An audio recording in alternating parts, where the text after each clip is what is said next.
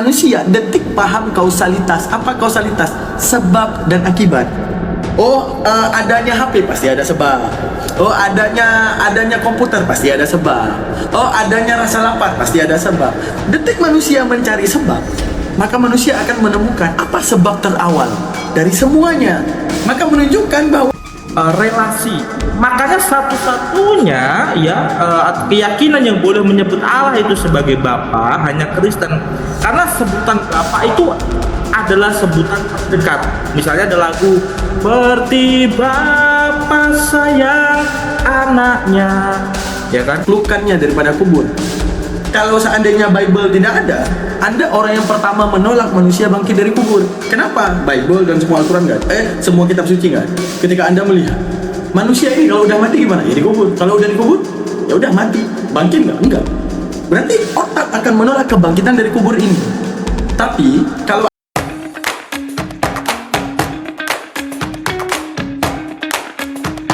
bahwa prosesi kebenaran itu berada di dalam alam takkil, bagaimana kamu berpikir? Di situ aku dapat pemahaman tentang di mana benarnya Islam. Karena ibaratnya gini, agama itu datang semuanya dari masa dahulu. Datang dari masa dahulu, mau Kristen, mau Hindu, mau Buddha, mau agama manapun, semua punya kitab suci yang kita telan di masa sekarang. Benar nggak? Benar. Punya kitab suci yang harus kita telan di masa sekarang. Sekarang kita membangun pertanyaan, kalau seandainya mereka dahulu boleh mencari Tuhan, kita berpikir nih ya, orang dahulu itu boleh mencari Tuhan dan membuat kitab suci, kayak contoh Al-Quran. Nggak bisa kita pungkiri, turunnya nggak gedebuk. Ada ikut campur tangan manusia yang menuliskan Al-Quran, sekalipun dikatakan kalamullah, tapi secara logiknya pasti ada campur tangan manusia dalam penulisan. Oke? Bible ada campur tangan dalam penulisan. Weda ada campur tangan dalam penulisan. Zen Avesta ada campur tangan dalam penulisan. Saya berpikir gini, berarti ini, misalnya ya, kita berpikir objektif, ini berarti tulisan si Muhammad. Misalnya, mohon maaf kata-kata saya, ini pasti tulisannya si Muhammad. Kenapa gua harus percaya Muhammad? Kenapa gua nggak cari Tuhan sendiri? Muhammad boleh nyari Tuhan, masa gua nggak boleh? Gitu. Terus gua pikir, kalau di Kristen sama. Apa?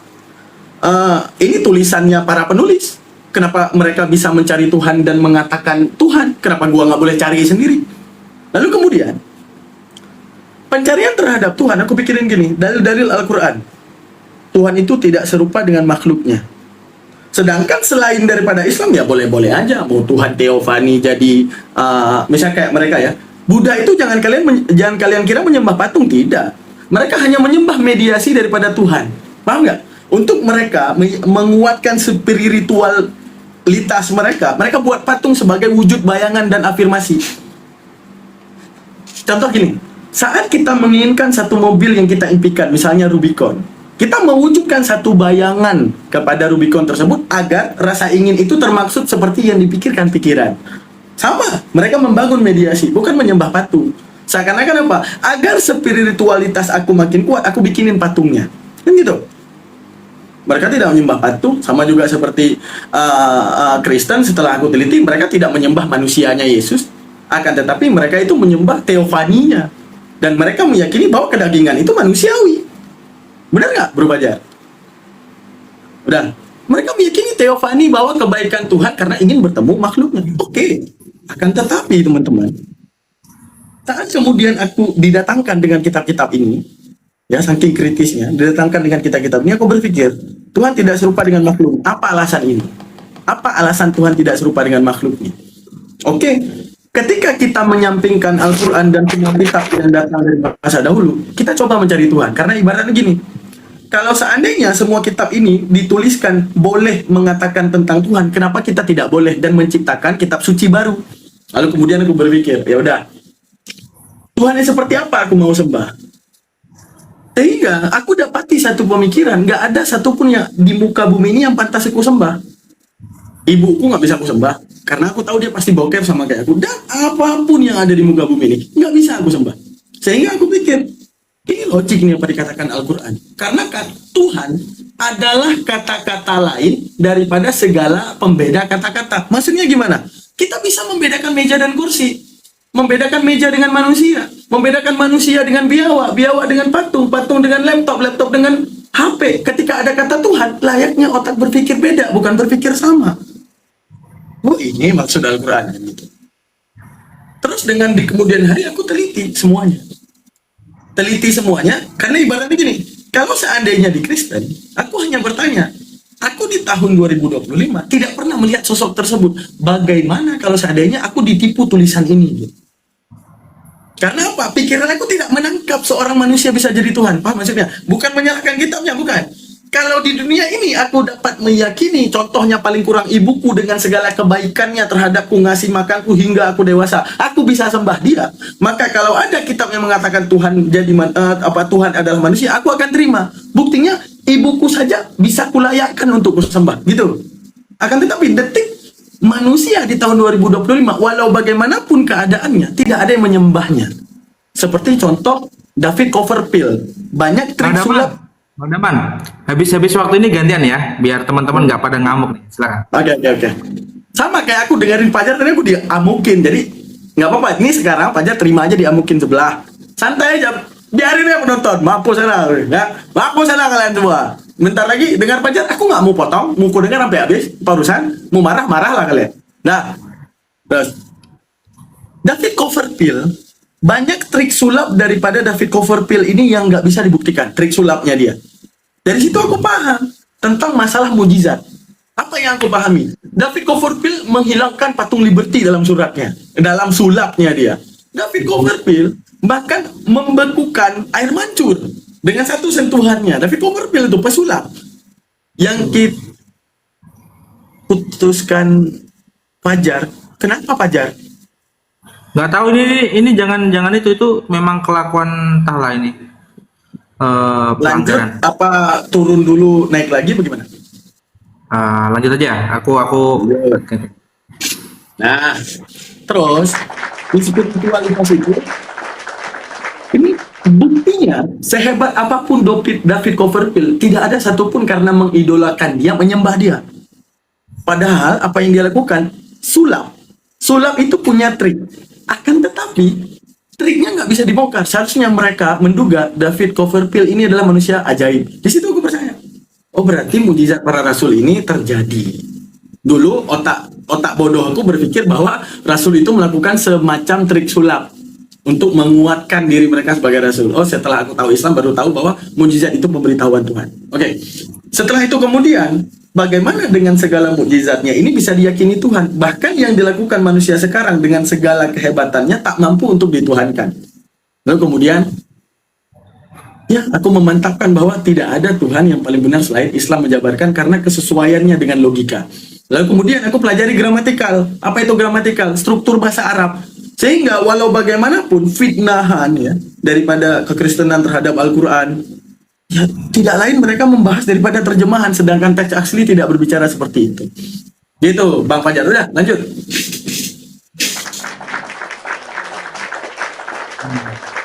Itu Bro Daman menyampaikan pendapatnya ya, teman-teman. Jadi teman-teman, beliau juga tidak menyinggung iman Kristen ya, hanya kita membabarkan saja ya.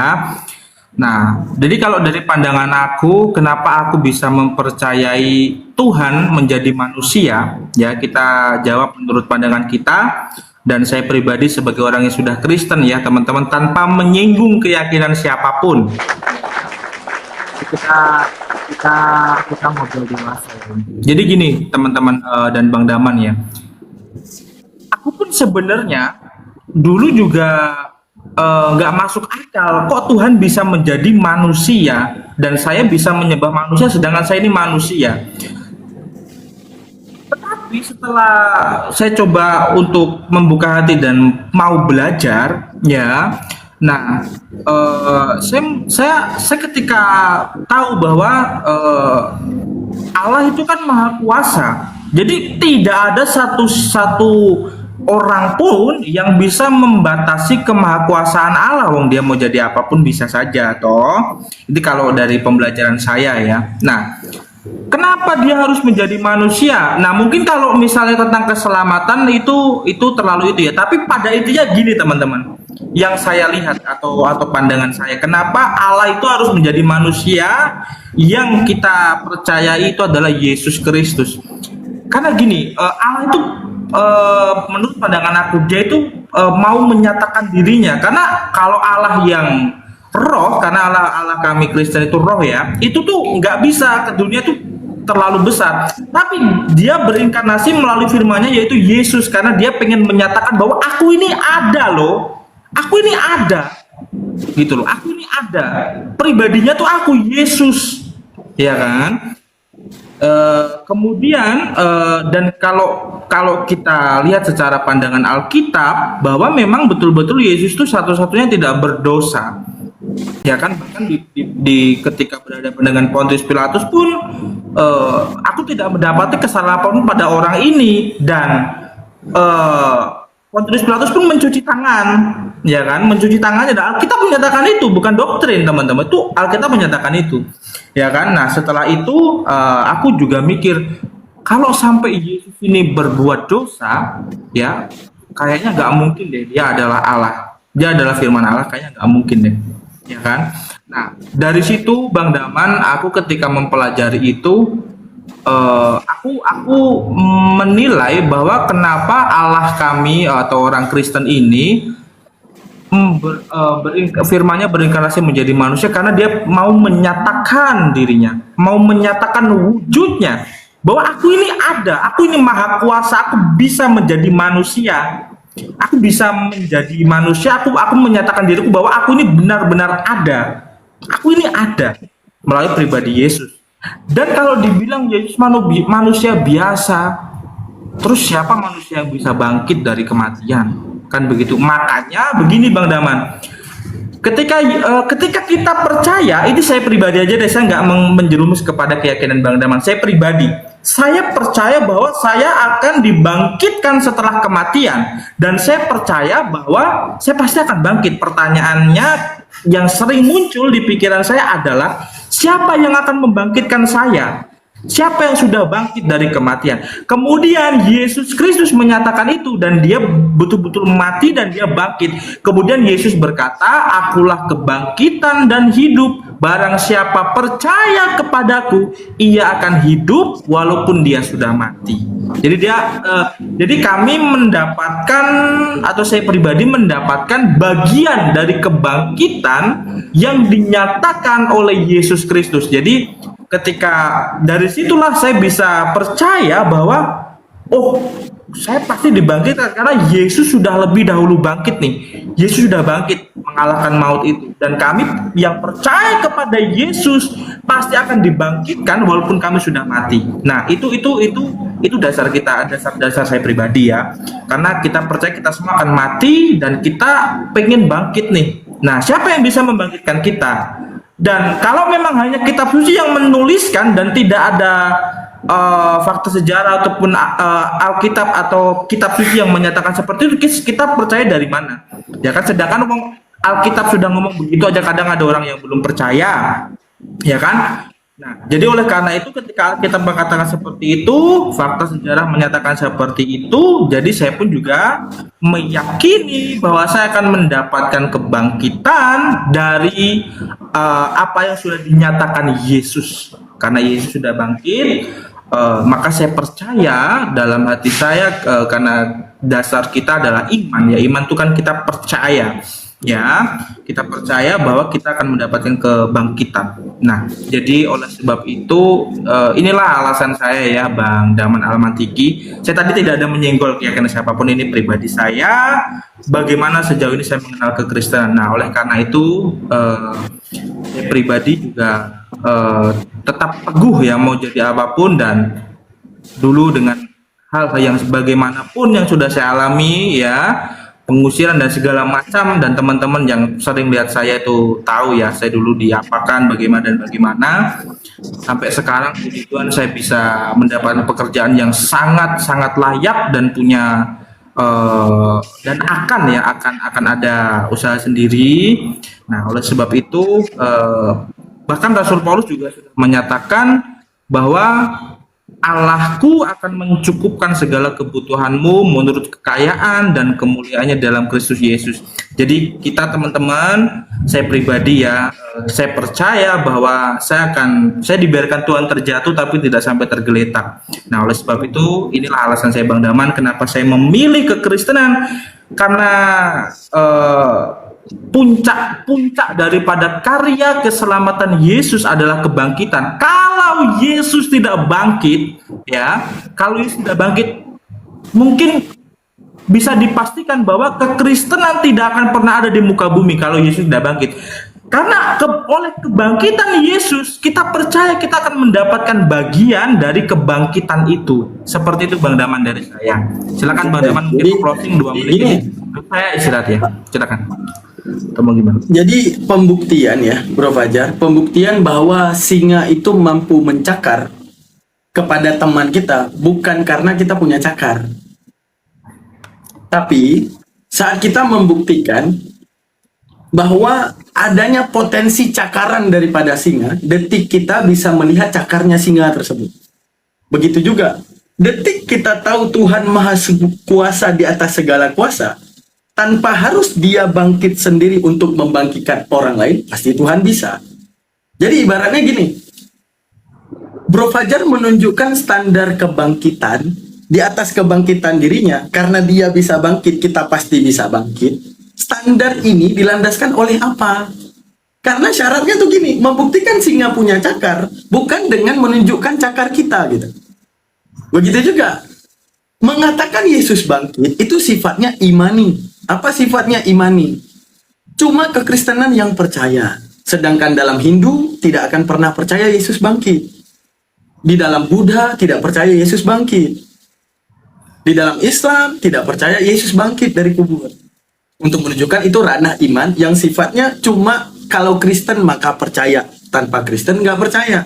Sekarang, Bro Fajar menstandarkan kebenaran di ranah fakta sejarah.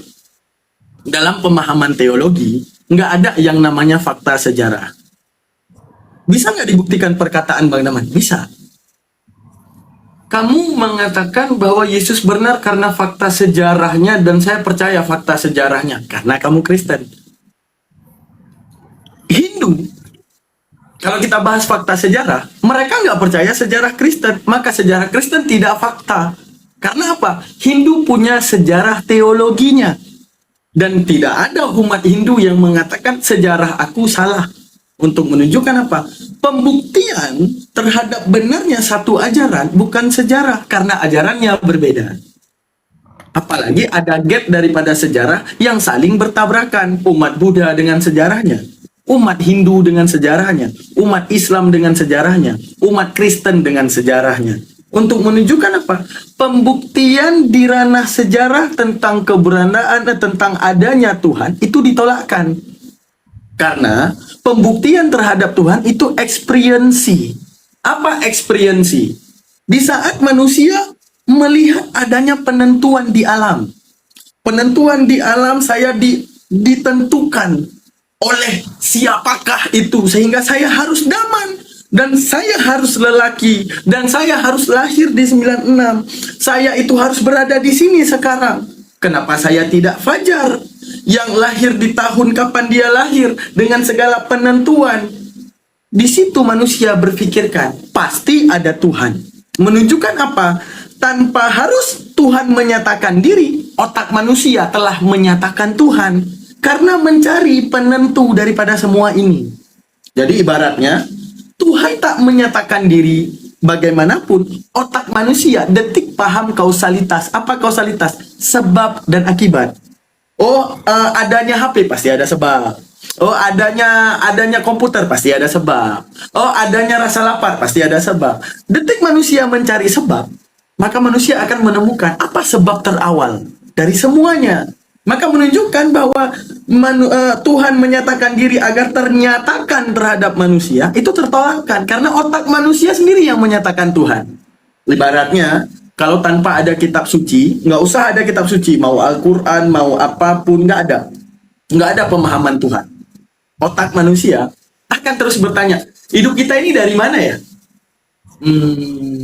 Ya aku dari ibu kamu dari ibu kamu dari ibu. Nggak mungkin dong nggak ada batas. Sedangkan kita hidup dan mati pasti ada batas. Orang non-teis, arti non-teis tidak bertuhan, mereka berpaham singularitas. Apa itu singularitas? Sebab yang tak pernah disebabkan menjadi awal daripada segala sebab. Apa itu? Yaitu adanya yang dinamakan dengan teori Big Bang, adanya satu titik terkecil yang daripada titik terkecil memadatkan segala suhu, kemudian mengembang menjadilah ruang dan dimensi yang dia tidak serupa dengan apapun yang ada di muka bumi ini. Dan itulah singularitas kejadian dunia. Ya, menunjukkan apa? Masuk dalam teori Islam. Menunjukkan apa? Islam menyebutnya Allah, ya. Islam menyebutnya Allah sebab yang tak disebabkan. Mereka menyebutnya singularitas. Dan singularitas itu menciptakan teori Big Bang gitu. Itu yang dipikirin oleh non-theism. Untuk menunjukkan apa? Tanpa ada pemahaman kitab suci pun, manusia akan berpaham Tuhan, nggak perlu Tuhan menyatakan diri. Nah, sehingga gini, apa yang Bro Fajar sampaikan terhadap keyakinan Yesus itu sifatnya karena perjalanan spiritualitas doang. Saat mendengarkan, masuk dan sedih, inilah kedamaian, maka Yesus benar.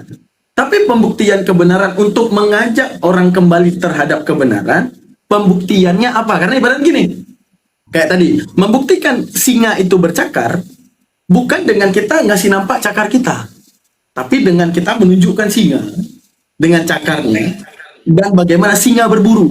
Experience itu yang menentukan. Kita tahu singa itu punya potensi mencakar, menunjukkan potensi Tuhan menciptakan dan segala kuasanya, dan bahwa Tuhan itu ada, menunjukkan potensinya bukan Tuhan itu harus jadi kita, tapi experience kita terhadap Tuhan, terhadap segala penentu. Yang tumbuh di padang pasir nggak boleh tumbuh di tanah yang subur, yang di laut nggak bisa ada di darat. Siapa yang menentukan? Manusia yang menyatakan Tuhan dalam pikirannya. Akan tetapi orang-orang terdahulu, mereka ketika berpikir Tuhan, akhirnya mereka meyakini satu ketuhanan. Mereka tuliskan. Pertanyaan kita, apa yang mereka tuliskan dan kita percaya hari ini, sudahkah bisa dikatakan benar? Karena benar itu tidak dibuktikan karena banyaknya orang percaya, banyaknya orang yang mendukung, banyaknya orang yang mengatakan. Tapi apa? Ketika akal berhasil membuktikan. Sama seperti saya bilang, apa pembuktian kamu api itu panas? Nggak bisa kita bawa secara fakta, sejarah, doktorandes, profesor. Bukan. Itu bukan ranah pembuktian, itu pendapat. Tapi ranah pembuktian api itu panas, coba kamu rasain knalpot. Kamu bisa rasain matahari? Bisa. Apa yang kamu rasakan? Oke, ini es, coba kamu pegang. Nah, api rasanya seperti es ini enggak? Enggak. Detik dia jawab enggak, dia tahu apa itu api. Jadi ranahnya adalah postulat. Jangan sampai kita itu menelan mentah-mentah pemberitahuan daripada orang terdahulu tanpa konfirmasi akal. Kayak ibaratnya, teman, kita punya teman nih. Kalau kita punya teman kita ngomong sembarangan, contoh, Jar, kau ngambil korek aku ya? Enggak, orang korek kau udah aku kasih tadi malam, siap kau ngerokok. Terus korek aku ada di kamar kamu. Itu korek tadi punya kaki, jalan, masuk ke kamar aku. Kita tolak. Kenapa? Enggak logik, enggak masuk akal. Tapi, kita pasti punya Tuhan yang enggak mungkin dia berbicara di luar batasan akal, karena dia yang menciptakan akal. Perkataan manusia aja nggak masuk akal kita tolak, apalagi perkataan Tuhan. Itu berbeda. Jadi pembuktian kalau ingin mengajak Yesus harus dituhankan, apa? Karena Yesus itu manusia terdahulu yang nggak bertemu Fajar dan nggak bertemu saya. Nggak bertemu saya, nggak bertemu saja. Pembuktiannya apa gitu? Oke, ini kita jawab. Aku tadi sempat tertarik ya sama Bro Daman tentang analoginya membawa macan ya. Dia tidak perlu menunjukkan cakarnya, tapi pasti orang tahu bahwa dia ganas atau bisa berburu ya. Nah, tapi gini Bang Daman, Allah, kita percaya Allah itu maha besar dan kalau kita analogikan macan ya, kita semua tahu bahwa macan tuh punya taring tanpa dia menunjukkan, orang udah takut semua. Contoh ular aja Bang Daman. Ya, contoh ular udah dipotong tuh apa namanya gigi bisanya tuh, ya kan? Siapa yang tahu udah gigi? Pasti kalau ketemu ular lari lah orang itu, nggak mungkin orang berani ketemu ular kobra misalnya kalau dia udah dipotong taringnya, karena nggak ada yang tahu. Nah, begitupun Allah, siapa yang bisa? Suruh orang menunggu dulu, aku kamar mandi, pipis dulu. Dari tadi aku usah pipis. Ngomong-ngomong suruh tap-tap layar aja bilang. Ya, bentar ya, teman-teman, aku kamar mandi.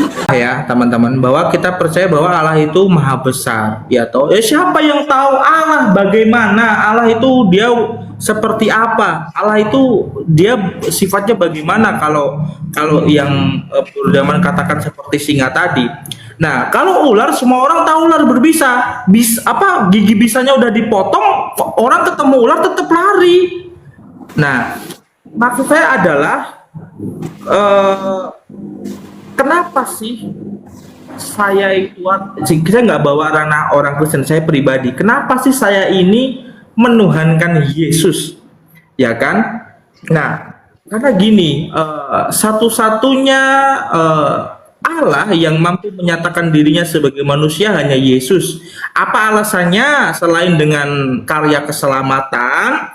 Jadi kalau kita rujuk kepada Adam, tapi pada intinya adalah karya keselamatan Allah, ya, yaitu Yesus berinkarnasi menjadi manusia dan menebus manusia dari dosa. Nah, selain daripada itu, Allah juga menyatakan pribadinya lewat Yesus. Ya kan, firman Allah ini menyatakan pribadi Allah itu lewat Yesus. Makanya Yesus selalu berkata Bapakku dan Bapamu, Bapakku dan Bapamu. Jadi begini, kekristenan itu bukan tentang bagaimana kita kita mandi harus begini. Ini saya nggak menyinggol Bang Daman sama sekali. Kita mandi harus begini, kita ngerokok harus begini atau begini. Ini bukan seperti itu, teman-teman. Tetapi saya pribadi mengatakan lebih ke relasi, bagaimana hubungan kita kepada Sang Khalik, gitu ya. Hubungan kita kepada Bapa di surga.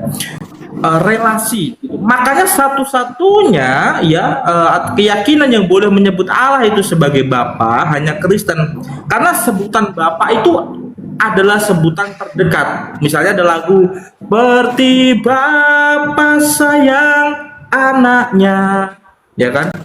Demikianlah engkau mengasihiku. Nah, itu adalah sebuah relasi bagaimana kita tuh merasa lebih dekat, gitu. Nah, oleh karena itu saya menilai keyakinan saya yang baru ini atau kekristenan ini adalah sebuah relasi hubungan yang betul-betul kita tuh merasa dekat, gitu. Nah, karena apa? Karena kita bisa menyebut Allah itu sebagai Bapa, bukan kita menyebut hanya menggunakan nama atau dengan yang lain, tapi kita panggil dia Bapa, ya. Makanya Yesus pun berkata, di rumah Bapakku ada banyak rumah, dan supaya di mana aku berada, di situ pun kamu berada. Nah, dari situ kita juga percaya bahwa kita akan mendapatkan bagian dari apa yang sudah dijadikan Yesus. Nah, mengenai tentang bagaimana ketuhanan Yesus. Nah, bagaimana ketuhanan Yesus? Jadi begini, kita ketika nonton bola, teman-teman, kita nonton bola itu kan sampai kita pada akhir, ya, atau finish, ya kan. Begitupun karya keselamatan, bagaimana Yesus turun ke dunia, dia menjadi bayi, ya kan, dia disunat, dia melayani dan yang lain sebagainya, ya kan. Nah, jadi ketika kita nonton bola, kita pasti melihat skor akhir, bukan kita melihat di tengah-tengah atau di awal-awal pertandingan, ya toh. Nah, oleh sebab itu saya katakan bahwa kenapa Yesus layak disebut sebagai Tuhan, karena dia mampu menaklukkan kematian itu, dan dia mengalahkan kematian, dan dia mengatakan bahwa akulah kebangkitan dan hidup, barang siapa percaya kepadaku, ia akan hidup walaupun ia sudah mati. Nah, oleh sebab itu kenapa saya menganggap Yesus sebagai Tuhan, karena menurut saya hanya Yesus yang betul-betul layak, Bang Damon, menurut saya pribadi. Karena Yesus mampu menyatakan diri sebagai manusia, pernah ada di dunia ini, pernah menyatakan diri, kemudian dia bergaul dengan orang-orang, ya kan, mengajar, berkhotbah dan lain sebagainya, kemudian dia mau menderita bagi kita, ya kan, dia mati, tapi dia disebut sebagai Tuhan karena dia mampu bangkit dari kematian itu, sehingga dia mengalahkan maut itu. Sehingga orang Kristen, Bang Daman, mohon maaf, saya bukan menyinggung keyakinan Bang Daman ataupun teman-teman yang lain, bahwa kita orang Kristen, saya belajar, saya di Pastor Jeki dan Pastor Cipto, kalau teman-teman tahu ya, kita tidak ada yang namanya siksa kubur. Mohon maaf, saya bukan menyinggung atau hal apapun. Jadi siksa kubur itu sudah dikalahkan oleh Yesus Kristus melalui kebangkitannya. Makanya dalam kitab Ibrani dikatakan, hai maut, di manakah sengatmu? Sengat maut adalah dosa dan apa itulah, intinya seperti itu.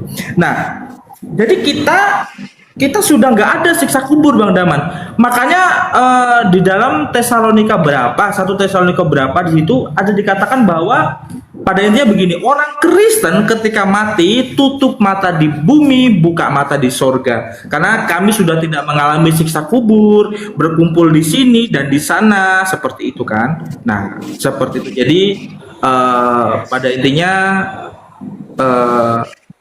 kita kembali kepada keyakinan masing-masing ya, Bang Daman. Jadi inilah keyakinan yang sudah saya pilih ya. Jadi buat teman-teman, Undang-Undang Dasar sudah menyatakan bahwa setiap warga negara berhak memilih keyakinannya masing-masing. Tapi kalau ditanya kenapa saya percaya Yesus, karena dia Allah, mampu menjadi manusia, ya kan? Dia mati dan dia bangkit untuk menyatakan bahwa aku bisa membangkitkan kalian karena aku sudah bangkit. Ya kan? Kalau kalian percaya kalian dibangkitkan, sedangkan kalian tidak percaya kepadaku, siapa yang bisa membangkitkan kalian? Jadi seperti itu. Aku mungkin terakhir ya, ini mungkin ini aku sebentar, habis itu Bang Daman closing ya. Jadi aku juga habis ini mau pulang kantor. Jadi aku begini, Bang Daman, aku ucapin banyak terima kasih ya atas sharingnya pada sore hari ini, dan aku berharap kita terus bisa berteman di TikTok ini. Nanti kalau kita lain waktu kita debat, setelah itu kita sharing biasa, dan kita bisa ngobrol-ngobrol santai, dan teman-teman juga bisa dapat memilih sendirilah tentang apa yang teman-teman yakini. Dan aku ucapkan makasih Bang Daman ya, selaku dari teman-teman muslim yang baik dan sopan ya, tidak marah-marah dan lain sebagainya. Mampu mendengar, karena ilmu mendengar itu sangat sulit teman-teman. Jadi memang pendengaran tuh harus luar biasa. Jadi Bang Daman luar biasa mendengar tentang yang sudah ditanyakan kepada saya menjawab, Bang Daman mendengar dengan baik. Jadi saya ucapkan makasih, dan ini closing dari saya. Bang Daman silakan closing karena saya habis ini mau pulang kantor. Silakan Bang.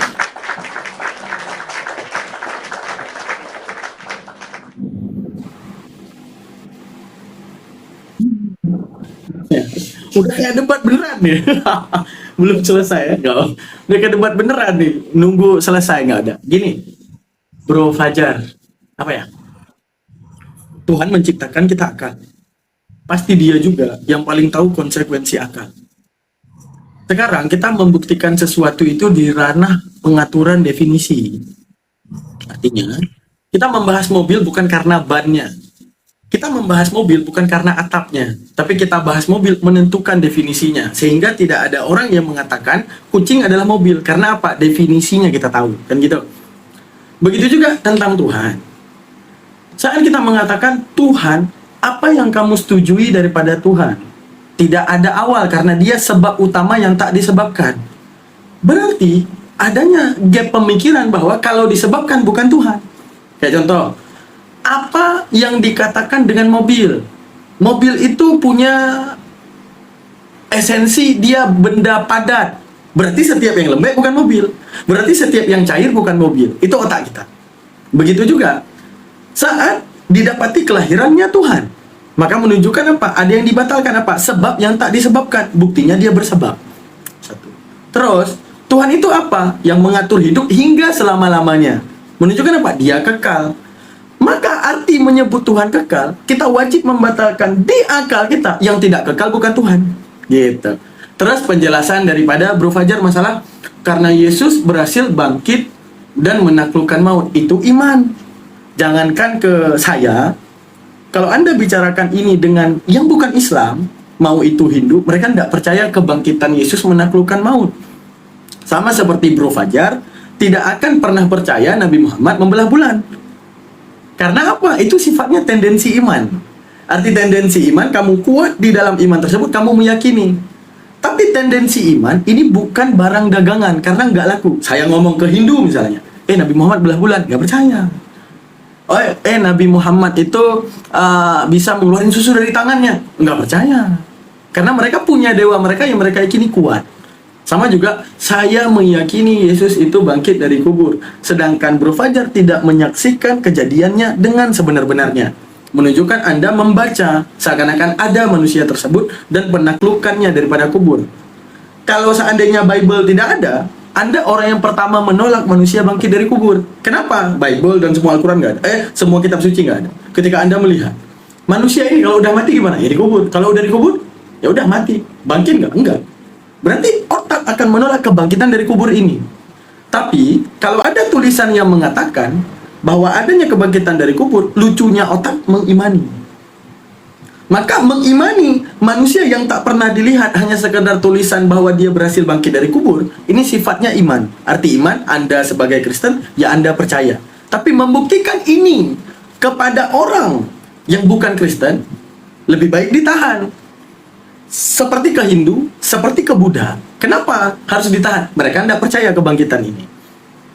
Karena mereka punya paham mereka sendiri. Setelah itu, akal ini berbicara tentang hal-hal yang berkesesuaian di antara yang sesuai pada letaknya dan yang berbeda pada letaknya. Maksudnya bagaimana? Antara meja dan kursi. Saat kamu bisa menentukan definisi meja, menentukan definisi kursi, kamu akan mengatakan meja kursi beda. Kan gitu. Tapi kalau pemaksaan, secara pemaksaan saya bilang, api itu apa? Ya api. Apa sifatnya? Panas. Air itu apa? Es batu itu apa? Dingin. Sifatnya dingin. Oke, itu es batu ya. Oke. Saya bilang, api itu adalah es batu. Otak akan menolak. Kenapa? Ada dua definisi yang digabungkan, tapi penggabungan definisi itu sifatnya kontra, bersalahan. Karena dua esensi yang ditolak. Apa? Dingin dan panas bersatu pada satu waktu. Maka api tidak akan pernah bisa jadi air, maka air tidak akan pernah bisa menjadi api. Kenapa? Apa? Dua definisi yang saling bertolak belakang. Begitu juga Tuhan. Kalau kita kumpulkan manusia, mana yang lebih disetujui oleh manusia? Tuhan itu kuat atau lemah? Kuat. Maka saat ada perwujudan Tuhan lemah, seharusnya manusia menolak. Karena apa? Ini dua esensi yang ditabrak. Karena penentuan definisi. Kita menentukan definisi Tuhan. Apa definisi Tuhan? Sang awal. Kalau dia diawali, tolak. Kenapa tolak? Karena yang diawali bukan sang awal. Itu. Sehingga kemudian segala kitab yang datang dari masa dahulu ke kita dan kita konsumsi, maka akal menjadi penentuan. Akal menjadi penentuan. Karena kita tahu, ini akal dan skema berpikir pasti kau juga Tuhan yang menciptakan. Lalu bagaimana aku harus percaya tentang hal ini, sedangkan kamu sendiri yang menobrak definisi tersebut. Sedangkan kamu sendiri yang menghantam definisi itu. Aku tidak percaya Tuhan api adalah air. Lalu bagaimana aku bisa mempercaya kamu adalah manusia? Itu menabrak definisi. Karena kalau kita bangun, ini manusia, definisikan. Lemah, definisikan. Berbentuk, definisikan. Dilahirkan, definisikan. Kematian, oke. Definisikan Tuhan. Sebab yang tak disebabkan, oke. Definisikan Tuhan yang maha awal, oke. Definisikan Tuhan pasti kekal, oke. Definisikan Tuhan, oke. Kita satukan dua definisi antara Tuhan dan manusia, tabrak, sehingga akal akan terus menolak.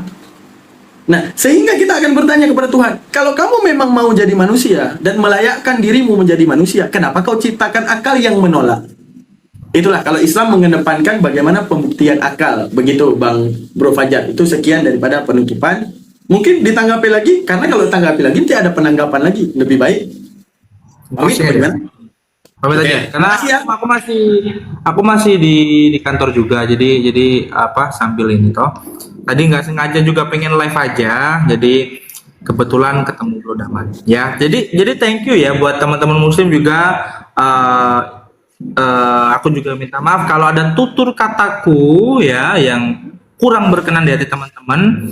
Ya, saya minta maaf yang sebesar-besarnya dan buat Bang Daman semangat terus ya. Jadi buat kita semua ya, kita memilih kepercayaan kita menurut apa yang kita yakini dan yang kita percayai. Thank you Bang. Ya. Jadi kesimpulannya teman-teman sekalian, aman semuanya. Kalau Islam yang benar berarti Kristen yang dibakar. Jadi kalau Kristen benar ya kita harus siap kita yang dibakar. Aman ya? Gitu aja. Nah, gitu aja. Thank you Bang Daman.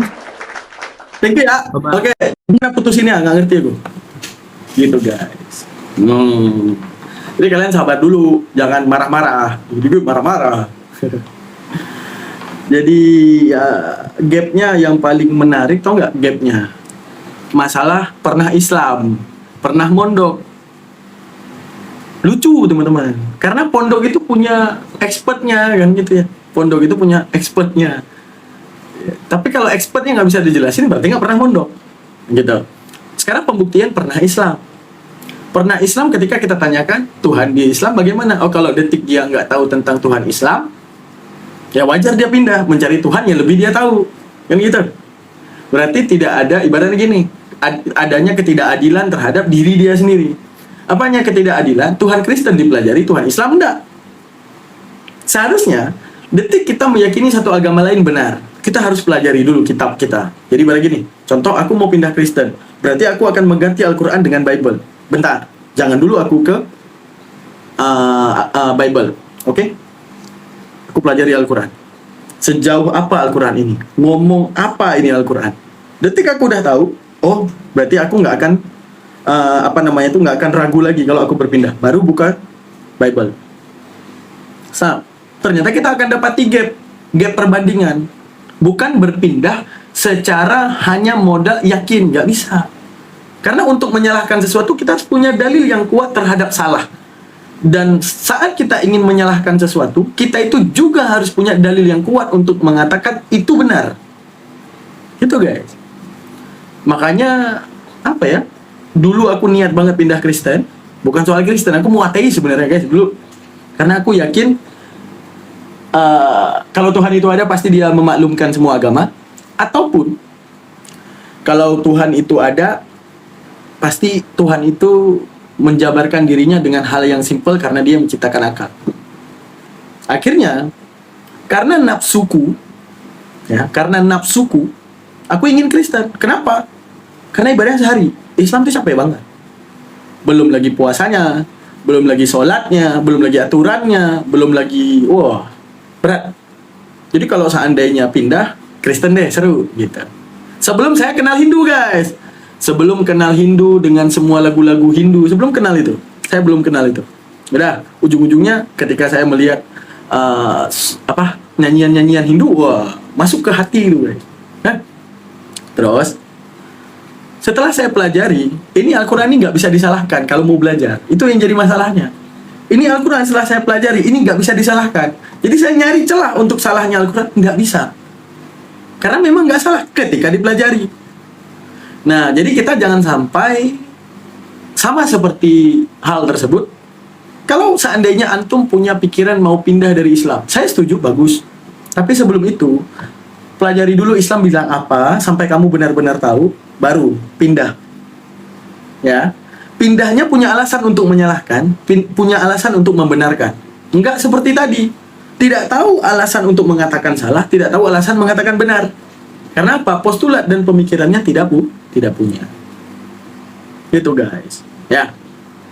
Makanya aku bilang kalau misalnya nih apologet Kristen, Bang Daman mau nggak dibayar tapi ajarin kami bagaimana gramatikal bahasa Arab. Oke, yuk.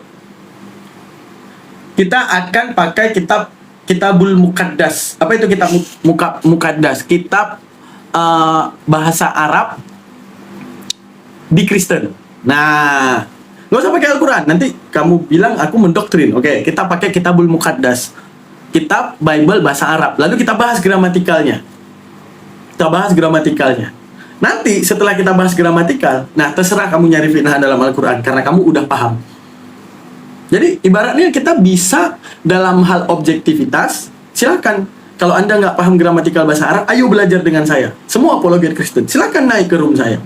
Kita akan belajar contoh daripada gramatikal itu langsung ke Kitabul Muqaddas. Nggak usah ke Al-Quran. Kita ngomongnya di Kitabul Muqaddas. Apa itu? Bible-nya Arab. Kita di situ aja bikin contoh. Oh, ini apabila min. Min ini penentuannya apa? Ada ba'diyah, ada ininya, ada segalanya. Oke, kita di situ aja. Di Kitabul Muqaddas. Jadi percontohannya di Kitabul Muqaddas, jangan Al-Quran.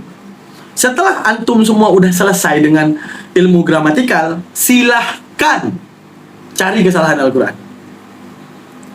Itu paling kurang. Masalahnya yang bikin capek, huruf Arab aja mereka belum paham. Jadi ibaratnya, silahkan pahami dulu huruf Arabnya. Kalau huruf Arab udah kalian bisa baca, bisa baca aja dulu. Walaupun nggak tahu tajwid, silahkan nggak apa-apa. Bisa baca aja dulu. Oke? Kalau udah bisa baca, nah mari kita pelajari Kitabul Muqaddas Bible dalam gramatikal. Itu. Gimana lagi baik saya guys kepada apologet Kristen kalau memang mau belajar tentang mencari kesalahan Al-Quran, saya ajarin lagi cara nyari salahnya. Saya ajarin cara nyari salahnya. Gimana lagi? Kan baik saya, mereka lagi mencari salah Al-Quran, saya yang akan mengajari mereka cara mencari salah Al-Quran. Baik nggak? Baik dong. Tapi hati-hati. Kalau udah pelajari gramatikal, tidak akan saya yakini 1000% pindah agama. Kalau udah pelajari gramatikal, struktural kata Al-Quran, nggak ada, pasti Islam, karena nggak bisa disalahkan. Saya tahu salah. Ya Al-Quran. Banyak-banyak bubuk.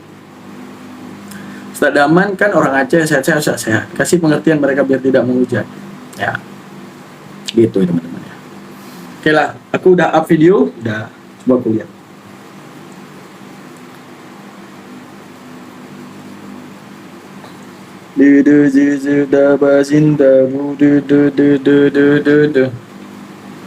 Wah, habis hotel kalau kayak gitu. Iya.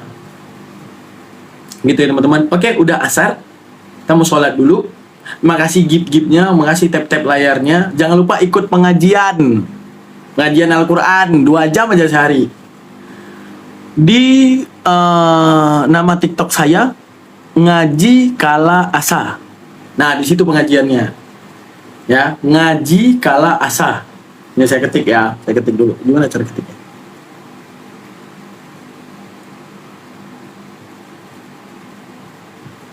Ngaji Kala Asa.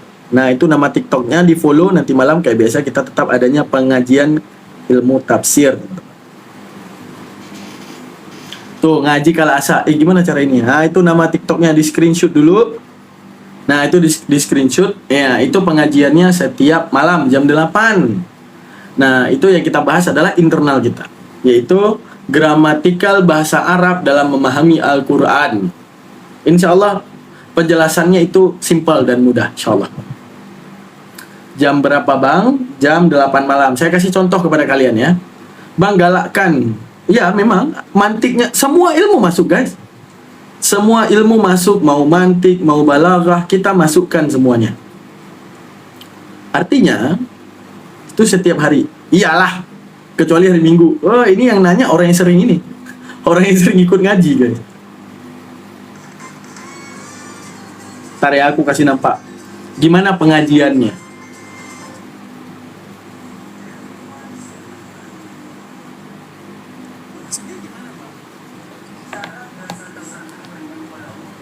Syarat dasar Islam Ntar ya. daripada manusia. Kami beriman kepada Allah dan hari akhir. Mereka bukan orang beriman. Nah, kalau kita tidak paham. Nah ini kita jelaskan satu-satu. Percuma kamu bilang beriman kepada Allah. Percuma kamu beriman kepada hari akhir. Kamu itu bukan orang beriman. Itu kata Tuhan. Kita jelasin gramatikalnya. Maka kafir ayat ini adalah ayat yang sifatnya identifikasi. Arti identifikasi. Gitu ya guys ya. Allah ngasih rumus terhadap penjagaan ajarannya. Makanya sifat daripada ayat ini. Nah, jangan lupa ya. Di follow Ngaji Kala Asa. Ya. Jangan lupa di follow Ngaji Kala Asa untuk kita mengaji di sana. Oke.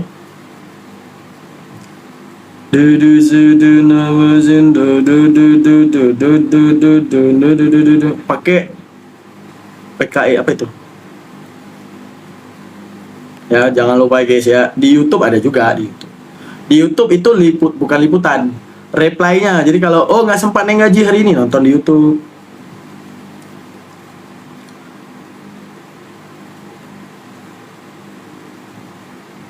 Nah, itu. Ngaji Kala Asa. Guys ya. Jangan lupa di follow.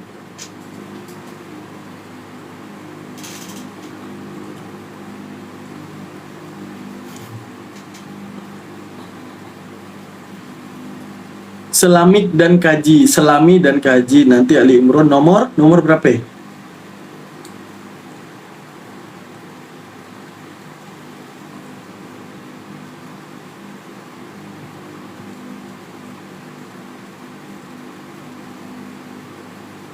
Nomor berapa ya? Nomor 19 ya, kiban ya. Oke lah ya, udah asar, aku mau sholat dulu. Kita ketemu di lain waktu. Terima kasih banyak teman-teman. Bye. Assalamualaikum warahmatullahi wabarakatuh. Kapan?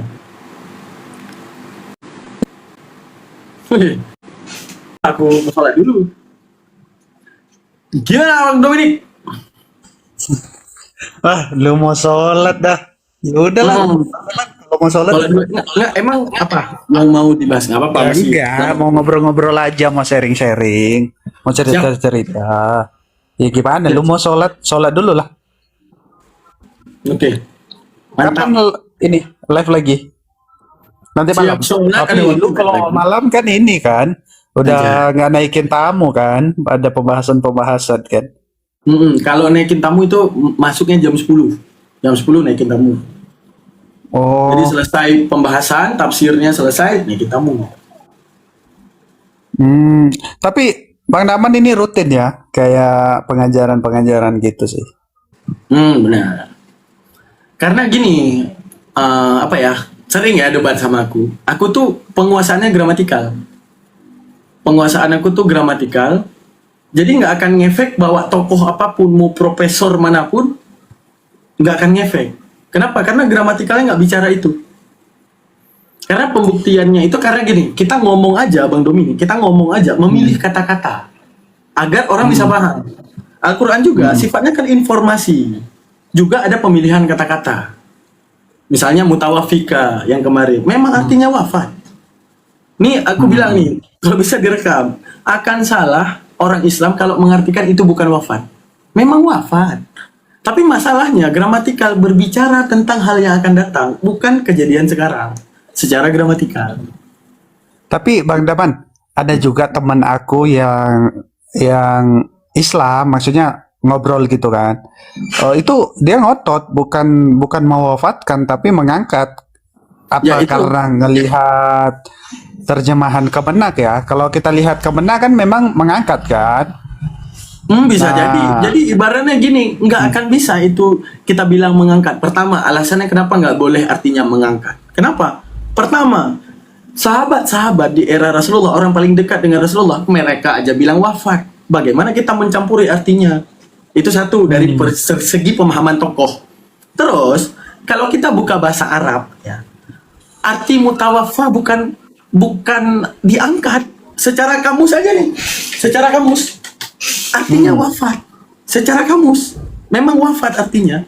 Tapi setelah itu ketika di situ ditulis mutawafika, padahal bisa ditulis dengan kata-kata ya tawafa, bisa ditulis dengan kata-kata tawafaya ataupun tawafa gitu. Bisa ditulis dengan tawafa tanpa ya di ujungnya. Bisa. Tapi ketika Al-Qur'an memilih kata-kata mutawafi, nah, kita kan harus berpikir kok bahasa ini yang dipilih di antara struktural bahasa. Kenapa yang ini? Oh ternyata untuk ngasih tahu kita bukan kejadian mati sekarang, kejadian mati di satu waktu. Terus ada 3 syarat yang mengekat, baru dia boleh mati. Kan di situ ada waw. Nah yang aku bahas itu waw. Waw itu sifatnya mutlak jamak, kata hubung. Apa itu mutlak jamak? Mutlak jamak sama seperti kita berbahasa Indonesia memilih kata dan. Saya nih berbahasa Indonesia, saya memilih kata dan, tidak memilih kata atau punya maksud. Kata atau nih dan kata dan. Saya pilih kata dan pasti punya maksud. Saya pilih kata atau saya punya maksud. Saya bilang, aku atau kamu yang debat. Kenapa saya tidak bilang aku dan kamu berdebat? Karena saya tahu antara kita yang naik debat.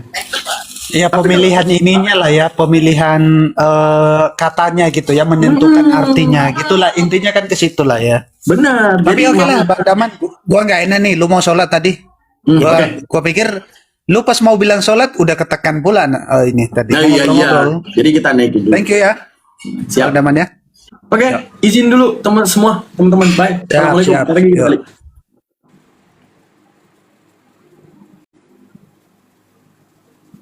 Gitu ya teman-teman ya. Sering-sering ikut ngaji di Ngaji Kala Asa. Jangan lupa. Bye. Assalamualaikum.